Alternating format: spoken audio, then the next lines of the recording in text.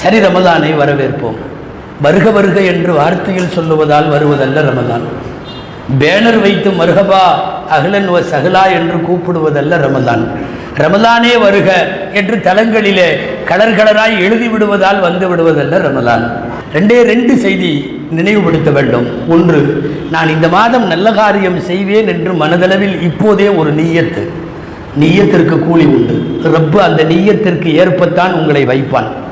மற்ற காலத்தை விட இந்த மாதத்தில் என் பொழுதுகளில் நான் இபாதத்திலே ஈடுபடுவேன் என்று நீங்கள் முடிவெடுத்தால் ரமலானை கொஞ்சம் சரியாக வரவேற்க துவங்கி இருக்கிறீர்கள் என்று பொருள். ரெண்டாவது, இபாதத்துகளுக்கான நேர மேலாண்மை தஃப்ரீகுல் அவ்காத் ரொம்ப முக்கியமானது. என்னுடைய இபாதத்துகளுக்கு நான் எவ்வளவு நேரம் இந்த மாதத்திலே தரலாம் என்று ஒரு மாதத்திற்கு முன்பே நீங்கள் திட்டமிடுவீர்களானால் நிச்சயமாக ரமலானை கொஞ்சம் சரியாக வரவேற்கிறீர்கள் என்று அர்த்தம்.